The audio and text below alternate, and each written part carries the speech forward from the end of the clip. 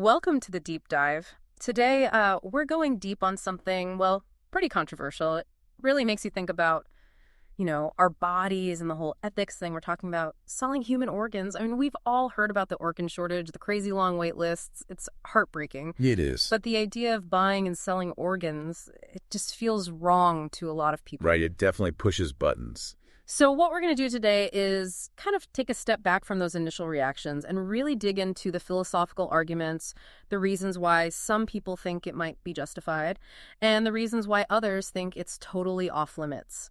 And we'll be drawing on a really comprehensive source for this, the Stanford Encyclopedia of Philosophy. It's got a whole entry dedicated to this topic. Yeah, it's a goldmine. I mean, for anyone who likes getting into those thorny ethical questions, this deep dive into the arguments is going to be fascinating. And that's exactly what we're hoping for. We know our listeners. You guys are the kind of people who want to go beyond the surface. You want to understand the why behind things. So our mission here isn't to tell you what to think, but to lay it all out on the table, the different perspectives, the models people have come up with, the ethical justifications, the serious concerns. It's like we're giving you a philosophical toolkit for navigating this whole complex issue. Exactly. So first things first, let's define what we mean by organ sale. It's not just like, someone selling a kidney on the street corner, is it? No, not quite. While that image of a live donor selling a kidney is definitely what pops into most people's minds, the idea of organ sale can actually be broader than that. The Stanford entry points out that in countries where you need consent from the deceased person for organ donation, it could mean people getting paid now for the rights to their organs after they die. Oh, I see it, like a future contract sort of thing. Yeah, exactly. Or, in places where family consent is needed, it could involve paying relatives for letting a deceased loved one's organs be donated. So there are different ways it could play out, even with deceased donors. But it seems like most of the philosophical debate focuses on, like you said, living people selling their kidneys. Yeah, that's the core issue in a lot of the ethics literature, and it's going to be our main focus today as well. But it's important to also be clear about what we won't be covering under the umbrella of organ sale today. We won't be getting into the sale of, those renewable body products, things like blood, eggs, hair, or sperm. Right. But why draw the line there? They're still part of our bodies, right? They are, but there are some key differences. For one thing, the risk of, lasting harm from giving blood or hair is usually way lower than with organ donation. Okay, yeah, that makes sense. Plus, donating eggs and sperm brings up a whole other set of ethical questions because of the potential implications for, children who might be born as a result. Future generations and all that. Exactly. But, even though we're drawing that line, a lot of the big ethical questions we'll be talking about today, things like exploitation and whether consent is truly valid, they definitely come up in those contexts too. Right. So it's like the same underlying principles are at play, but with some extra layers depending on what's being sold or donated. Right. One more thing before we dive into the arguments themselves. It's really important to keep in mind, as the entry emphasizes, that the serious proposals for organ sale aren't talking about some kind of Wild West, free-for-all. Oh, absolutely not. That's a crucial point. We're talking about regulated systems. Exactly. Thinkers in this area, like Radcliffe, Richards, and Wilkinson, whose work is discussed in the Stanford entry, are really adamant about not being lumped in with the, frankly, horrifying realities of the illegal organ trade. In fact, their argument often hinges on the fact that this dangerous black market even exists. They say it's a reason to bring organ trade into the light, make it regulated and transparent. Right, like the cat's already out of the bag, so let's at least try to manage it responsibly. Yeah, exactly. So what we're envisioning here is a system where, at the very least, sellers would be totally informed, they would give their consent willingly, they'd get fair compensation, and they'd get proper medical care. The entry even mentions a specific model proposed by Aaron and Harris. What does their regulated market look like? So Aaron and Harris propose a market with, a few built-in safeguards. First, it would be geographically limited, maybe to a single country or a group of countries like the EU, and only residents could be buyers or sellers. Second, there'd be a central public authority that would handle all the organ purchases. They'd manage the funding and allocate organs based on medical need, not on who can pay the most. No direct transactions between individuals. Interesting. So there's a level of control and oversight built right into the system. Right. And third, the price they'd offer for organs would be set to encourage voluntary participation. Okay. So that already starts to sound very different from those, shady back alley deals we might imagine.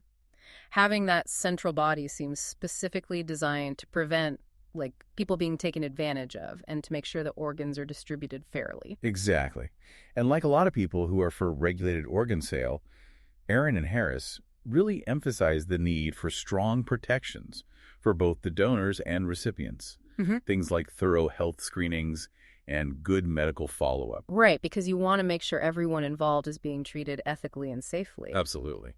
So it's really important as we get into the ethical arguments to keep this model of a reasonably well-regulated system in mind rather than focusing on the terrible things we see happening in the illegal trade. I agree. We should be assuming that the doctors and everyone involved would be committed to high standards of consent and care, similar to those advocated by groups like the Transplantation Society and the WHO, even though those organizations are currently against organ sale. Yes, exactly. We have to approach this with a focus on a well-designed system and then see if the ethical arguments still hold up. Right, right. Okay, so with that important context in place, let's dive into the arguments for allowing organ sale. The first one we encounter is based on the principle of autonomy and self-ownership. So, for someone who's just starting to think about this, what's the basic idea behind this argument? Well, at its core, this argument says that competent adults have a fundamental right to make decisions about their own bodies, especially when those decisions don't really harm anyone else. So the reasoning goes, people should generally be allowed to sell their organs if they choose to do so freely. This view often draws on broader ideas from libertarianism and the concept of self-ownership. So basically, it's the idea that my right to control my own body also includes the right to sell a kidney if I want to. Yeah, that's a good way to put it. The Stanford entry does mention that we won't have time today to fully explore, all the complexities of these philosophical theories. But a lot of the objections to organ sales that we'll discuss later directly challenge this basic idea that individuals have this much control over their own bodies. Interesting. So this first argument really sets the stage for a lot of the other arguments we'll be looking at. Yeah, exactly. It's a foundational question. Okay, the next major argument in favor is probably the most straightforward and honestly the most emotionally powerful: the potential to save lives. Right, that's the big one. The core of this argument is that if we allowed or encouraged organ sale, within a well-regulated framework, we'd probably see more organs available for transplants. And that obviously would save lives. The entry really highlights how serious the organ shortage is worldwide, mentioning the massive wait lists in the U.S. and China. Yeah, those waiting lists are incredible. And it's not just the numbers, it's the stories behind those numbers, the people desperately waiting for a chance to live. It is. And the entry also talks about the significant median waiting times for kidney transplants in countries like the U.S. and the U.K. And even those numbers probably don't capture the full extent of the need because some people who are unlikely to get an organ in time might not even be put on the waiting list. So the reality is people are dying. Wow, that just puts it in stark terms. Yeah. And it forces us to ask a really hard ethical question. Yeah. Can a regulated market, with all the safeguards we've talked about, be a morally acceptable way to address this deadly problem? That's the million-dollar question, isn't it? So the argument is that organ sale could be a solution, potentially a life-saving one, to a very real and very tragic problem. Exactly. And the entry makes the point that those who disagree with this saving lives argument often do so in one of two ways. Some might challenge the practical side of things, arguing that organ sale wouldn't actually be effective in increasing the number of organs available. Or they might say that other approaches like improving deceased donation programs or having presumed consent laws would be better solutions. So, kind of like, even if it worked, there might be better ways to achieve the same goal. Right. Others might agree that organ sale could save lives, but then say that there are stronger ethical or practical reasons why we shouldn't allow it. Okay, so even if it could save lives, there might be other moral principles that outweigh that benefit in some people's minds. Exactly. But the entry makes a really important point here.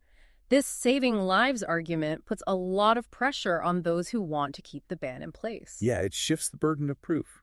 If lives are potentially at stake, those who want to keep saying no to organ sale need to give really good reasons to justify their position.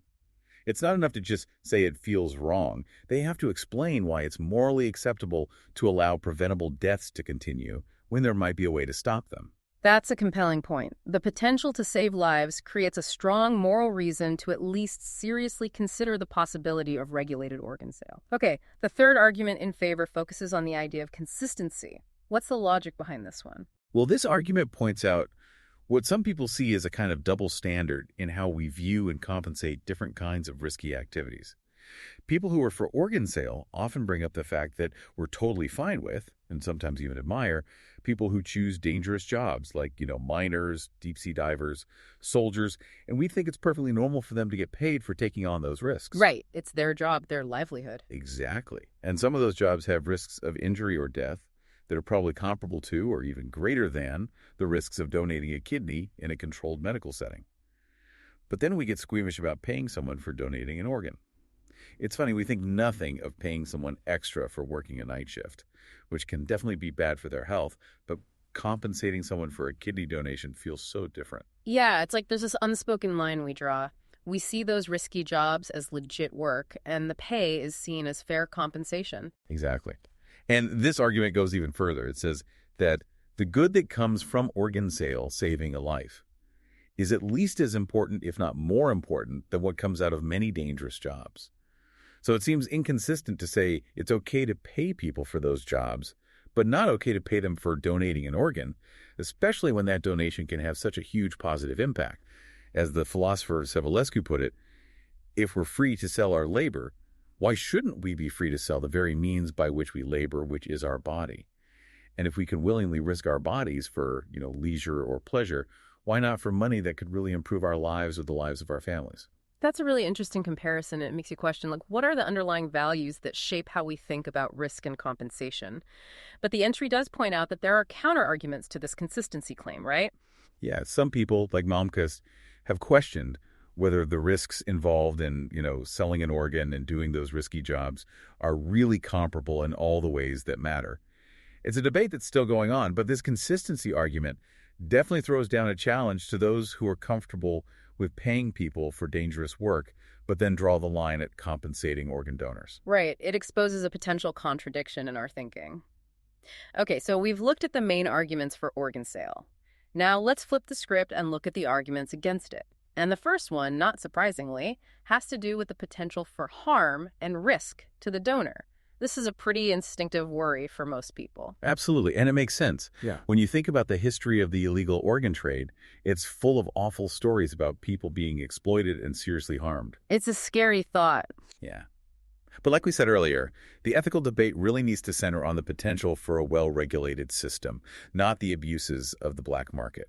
So when we think about kidney sale within a framework of proper medical oversight, the argument about excessive harm gets a lot more complicated. Right, it's not so black and white. Exactly. And the entry actually quotes Radcliffe Richards saying something pretty surprising, that living organ donation has gotten so safe that a lot of surgeons now actively encourage it. That's a pretty big shift in perspective for a lot of people. Yeah, it is. And data from organizations like the UK's NHS Blood and Transplant seem to back that up. They show a very low risk of death for kidney donors after surgery, and the chance of developing serious kidney disease in their remaining kidney is relatively small. So this data suggests that, under the right medical conditions, donating a kidney might not be as inherently risky for a healthy person as we might assume. That's good to hear, but it's still surgery, right? There are always some risks involved. Of course there are. But the counter-argument presented in the entry offers a really interesting twist. It suggests that if we're truly focused on minimizing harm to donors, then maybe banning organ sale is actually doing the opposite. Thinkers like Cameron and Hoffenberg argue that it's precisely because paid organ donation is illegal and happens underground that it becomes so dangerous for donors. Bringing it out into the open, regulating it, could paradoxically make it safer for those who choose to donate. It's kind of like what we've seen with the legalization of other controversial things, That's a really good point. Prohibition might actually lead to more harm in the long run. Exactly. And the entry brings up another related question. If danger is the main reason why people object to paid donation, shouldn't that same concern apply to unpaid donation? That's a great point. I mean, free altruistic organ donation has the same inherent medical risk as paid donation. But we, as a society, generally see free donation as something really admirable, even heroic. It's like we put it on a pedestal. We do. And that suggests that if there's something inherently wrong with paid donation, it might not just be about the physical risk to the donor. There might be something else, something specifically about the fact that money's involved that makes people uneasy. The entry also touches on the philosophical idea that paying someone to do something risky might be seen as inherently wrong in some ethical frameworks. But then it asks us to think about why we hold that principle so strongly, given how much paid, risky work is out there in our society. Right, like it circles back to that consistency question. If we're okay with people getting paid for risky jobs, why are we so hesitant about them getting paid for donating an organ, especially when that donation could save a life? Okay, let's move on to another big objection, one that resonates with a lot of people. The concern that allowing organ sale would undermine the spirit of altruism in organ donation. Yeah, this is a big one. This argument often has three parts. First, that altruism is valuable. It's important for humans to be selfless and help others. Second, that if we start paying for organs, altruistic organ donation will probably go down. And third, therefore, we shouldn't allow organ sale. You see similar arguments framed in terms of social solidarity, too. This idea that we should help each other without expecting anything in return. Right, so it's about protecting that sense of selfless giving, but the entry throws a bit of a curveball here by asking, is altruism always a good thing in every situation? It's a great question, and it really makes you think. It does. The entry gives this thought-provoking example. Imagine a person who wants to donate an organ, but they're motivated by racism. They only want their organs to go to someone of their own race. This shows that an action can be driven by a concern for others, which is the essence of altruism, but still be morally problematic, even harmful, because of how it's applied. And there are other situations where an altruistic act could backfire. Like imagine someone tries to help, but they're misinformed and end up hurting someone accidentally. Or their help is unwanted and controlling. Or it ends up harming other innocent people. So even if the intention is good, the action itself and the consequences can be morally questionable. Right. But the entry also mentions a counterargument here, that altruism as a motivation is always a good thing, morally speaking, even if the action that comes from it isn't good overall. That's a more nuanced take. It suggests that even in the example of the racist donor, the fact that they want to help someone is still a morally good part of their intention, even if that intention is mixed with racism, and even if their actions are ultimately wrong. If we accept this view, then simply showing that organ sale might lead to fewer altruistic acts doesn't necessarily make organ sale wrong in itself. That's a subtle distinction, but it's important. Now, the second part of this altruism argument is the claim that organ sale would actually lead to a decrease in altruistic donation. What's the thinking behind that fear, and is there any evidence to support it? Well, the main worry is that if we start offering money for organs, it might somehow weaken people's intrinsic motivation to donate for free. The idea is that if we put a price tag on it, it might undermine our sense of moral obligation or social pressure to donate without being paid.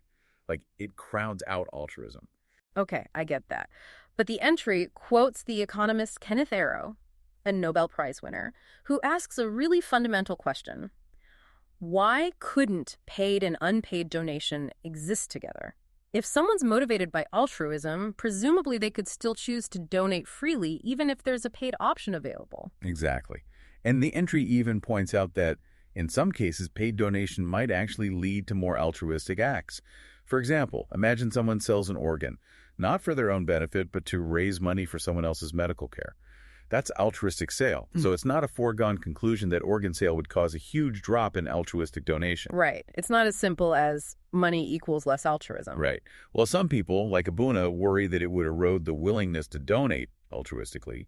There are reasons to be skeptical, especially when we're talking about living kidney donation. And why is living kidney donation the key focus here? Because, as the entry points out, we don't really have this huge culture of people donating kidneys to complete strangers for purely altruistic reasons right now.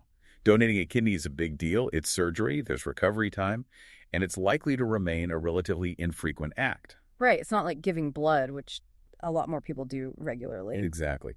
And while it does happen, a significant chunk of living kidney donations are actually directed towards family or friends. Or they happen as part of those paired kidney exchange programs where the motivation might not be entirely altruistic in the first place. So the situation with kidneys is quite different from, say, blood donation, where a lot of countries have these well-established systems of free, voluntary donation. So the argument that organ sale would undermine free donation might make more sense when you're talking about blood, where that culture of voluntary donation is already so strong. Exactly. Okay. The entry suggests that, with kidneys, where the need is so much greater than what's being supplied by those free, altruistic living donors, the risk of messing up a well-functioning altruistic system is probably lower. This highlights a general issue with arguments against organ sale that are based on altruism. They tend to be most persuasive in situations where free donation is already working really well, and least persuasive in situations where the need for organs is most desperate. That makes a lot of sense. It's like where we need altruism the most, it might be the weakest. Now, let's talk about this distinction between obligatory and supererogatory altruism. How does that philosophical idea play into this whole debate? This is an important distinction. Obligatory altruism means actions that we have a moral duty to do things we are ethically required to do to help others. Supererogatory altruism, on the other hand, describes things that are morally good and praiseworthy, but not considered to be strict duties. It's like going above and beyond what's morally required. Okay, so it's a difference between what we should do and what's really nice to do. Right. And the argument here is that if altruistically donating a kidney is generally considered supererogatory, which many people believe, then asking for money for it might not be wrong. It might just be, non-supererogatory. Maybe not super praiseworthy, but not ethically forbidden either. So if we don't have a strict moral obligation to give a kidney to a stranger for free while we're alive, then wanting to be compensated for that donation doesn't automatically make the sale morally bad. Exactly. And the entry contrasts this with posthumous organ donation, where some people argue that we might actually have a duty to donate our organs after we die if they can save lives. So the argument against selling organs based on altruism might be stronger when we're talking about deceased donation than living donation. It all comes down to whether we believe we have a moral obligation to give a kidney for free while we're alive. Right. That's the key. Mm. And I think most people would probably say that such an act is incredibly kind and generous, but not something everyone is morally required to do. It's heroic, but not a duty. Okay, that helps clarify the whole altruism issue. Now let's move on to another major ethical concern. The worry about inducements and whether consent is truly valid. The concern here is that offering money could mess with a person's ability to make a truly free and informed decision about donating an organ. Yeah, this is a really central ethical issue in the whole organ sale debate. The argument is that financial incentives, especially big ones, can kind of pressure people into making choices that might be harmful. It might undermine how voluntary their choice really is, or it might violate their fundamental rights. The entry lists a few specific worries here. Okay, like what? Like maybe the promise of money would make people do things they wouldn't otherwise even consider. Or maybe it would push them to take risky actions against their better judgment. Yeah. Or it might just diminish their overall freedom in making the decision. Like if someone's facing starvation, the offer of a huge sum for a kidney might not feel like a free choice, It might feel like the only way out. Right, the circumstances could create this intense pressure to say yes. Exactly. But the entry offers some counterpoints to each of these concerns. It does. So about that first point, that payment might lead people to do things they wouldn't normally do, the response is that this happens all the time with jobs in the market, and it doesn't automatically mean consent is invalid. People often choose to do things they'd rather not do in exchange for money. That's kind of the basis of a lot of work, right? Exactly. I mean, how many people love their job? Right. But what about that second concern, that payment could lead people to make bad choices, to take on too much risk? The counter-argument here is that the main ethical focus should be on making sure the level of risk associated with organ donation in a well-regulated system is medically acceptable. If we can set and enforce safety standards that keep the risks within reason, then offering payment for taking on that regulated risk shouldn't automatically invalidate consent. So it's like the level of risk is what matters, not whether someone's getting paid for it. Right. A good analogy is paid versus unpaid dangerous professions, like being an astronaut. If the level of risk is considered okay for people to volunteer for without pay, it's not clear why offering compensation for the same level of risk would suddenly make the decision invalid. That's a good point. Okay, now what about the argument that financial incentives can reduce someone's autonomy, like their ability to make a truly free choice? This is where those complex ideas of undue influence and coercion by poverty come in. The entry talks about the worry that in situations where people are facing extreme hardship, or when the financial offer is just enormous, it might be incredibly difficult for them to say no. And that raises serious questions about whether their consent is really freely given. Wilkinson talks about these as cases of a desperate offeree and an enormous offer, where there's a huge difference in well-being between accepting and rejecting the offer. However, Radcliffe Richards argues that just because someone has a tough choice to make or their options are limited, that doesn't automatically mean their consent is invalid. She compares it to, like, consenting to unpleasant but life-saving cancer treatment. Just because you don't have a lot of good choices in that situation doesn't mean your consent to the treatment isn't valid. I can see that analogy, but isn't there a difference between consenting to treatment to save your own life and selling an organ, which could impact your future health, mainly for financial gain? That's a really important point, and it leads us to the discussion of coercion by poverty. This is the argument that consent given by someone in extreme poverty might not be genuinely free because their economic circumstances are so limited. The entry contrasts Radcliffe Richards' more neutral cancer example with the argument that poverty itself can be the result of systemic injustices, meaning that any choices made in those conditions are inherently compromised. However, the entry also highlights that a lot of people who support regulated organ sale imagine these systems operating in wealthier countries where extreme poverty might not be as common. But critics point out that even in those places, there could still be some pressure to sell an organ due to economic inequality. So it's like the problem of poverty and inequality could taint consent, even if it's not a life or death situation. Exactly. But the entry also brings up an interesting argument made by Wilkinson and Moore. They say that for coercion to really be happening, the person making the offer usually needs to be responsible for the other person's bad circumstances.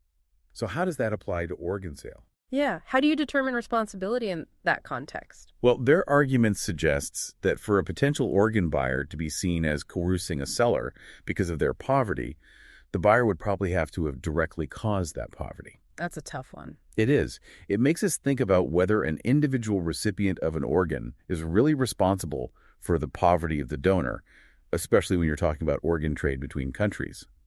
And it also brings up the idea of a positive duty to rescue someone from poverty without expecting anything in return. The entry uses Nozick's famous drowning case as an example. Imagine someone's drowning and someone else is in a boat. Whether the person in the boat is coercing the drowning person by demanding money depends on whether they had a moral obligation to save them for free in the first place. So the context and the pre-existing moral obligations really matter? Exactly. Okay, so it's not just about how vulnerable the seller is, but also about the potential responsibilities of the buyer and the whole societal context they're operating in. Right, it's complicated. What about the argument that richer countries might be engaging in a form of coercion by offering money to people in poorer countries for organs, especially when they arguably should be helping those countries address poverty anyway? This is a really important ethical concern. The argument is that offering money specifically for organs could be seen as a way of taking advantage of inequality, and it might divert resources that richer countries should be providing anyway to address global poverty. But the entry points out a potential problem with this argument. It could apply to practically any trade between rich and poor countries. So it's like, if that's the standard, then a lot of economic activity would be considered coercive. Right. It might be proving too much, meaning it's too broad of a critique and doesn't give us a specific reason to ban organ sale while allowing other types of trade. But the entry does acknowledge that there might be a morally relevant difference between trade that truly benefits developing economies and what could be called, like, exploitative resource grabs, like buying organs. Right. There's a difference between fair trade and just taking advantage of a country's resources. But the entry does suggest that well-designed, regulated systems, like that Aaron Harris proposal we discussed, could potentially deal with a lot of those worries about coercion. They could, by limiting participation to a specific geographic area and economic context, by having a central authority manage everything, and by setting fair, regulated prices. These systems try to reduce the chance of individual exploitation and coercion because of poverty.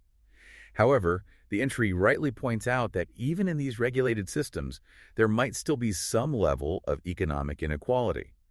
So to really address the underlying problem of coercion by poverty, we might need to think more broadly about things like fair minimum wages and a strong social safety net. So it's like the solution might need to be bigger than just the organ sale system itself. It might. And Radcliffe Richards has this thought-provoking analogy about kidnapping ransoms. She suggests that even if poverty makes consent really tricky, banning organ sale might actually make things worse for the most vulnerable people by limiting their options even further. It's like sometimes even a bad option might be better than no option at all. Yeah, that's a really difficult concept to grapple with. Okay, finally, let's get to the last major category of objections. The ones about exploitation, instrumentalization, and objectification. This feels like it gets to the heart of why a lot of people find the idea of organ sale so disturbing and even repulsive. It does. The basic argument here is that organ sale is just inherently exploitative. It's about treating a human being, or at least a part of their body, as a thing, a means to an end, and that violates their inherent dignity. But like the entry points out, even defining what exploitation means is a complicated philosophical problem. Right, that's not a simple concept. No, it's not. One view is that exploitation has to involve consent that's somehow flawed. So if someone gives valid consent to a transaction, then it's less likely to be exploitative. But not everyone agrees with that. I can see how that would be debated. The entry talks about Harris's distinction between exploitation as a disparity in exchange value and exploitation as wrongful use. How does that help us understand the objections to organ sale? So Harris is saying that the first kind of exploitation and unfair exchange could potentially be addressed by those regulated systems we've been talking about, like the Aaron Harris proposal. Those systems try to make sure donors get fair compensation and good medical care. Okay, so the system itself aims to prevent that kind of exploitation. Right, but the second kind of exploitation, wrongful use, which is tied to ideas like objectification, instrumentalization, and commodification, is trickier. This kind of exploitation can happen even when a transaction seems fair on the surface. Think about like a manipulative relationship where one person is using the other for their own satisfaction, without any respect for their personhood. This connects to Kant's idea that we should treat people as ends in themselves, never just as a means to an end. So the worry is that even if someone's paid fairly for their organ and gives their informed consent, the very act of selling a part of themselves could still be seen as a violation of their dignity, like turning their body into a product. Exactly. That's the core of this objection. But the entry throws out two big challenges to using these ideas as definitive arguments against organ sale. First, it points out the basic similarity to free altruistic donation. In both cases, an organ is being taken from one person and used to save or improve another person's life. So if using an organ in this way is considered objectification or instrumentalization when it's a sale, why wouldn't it also?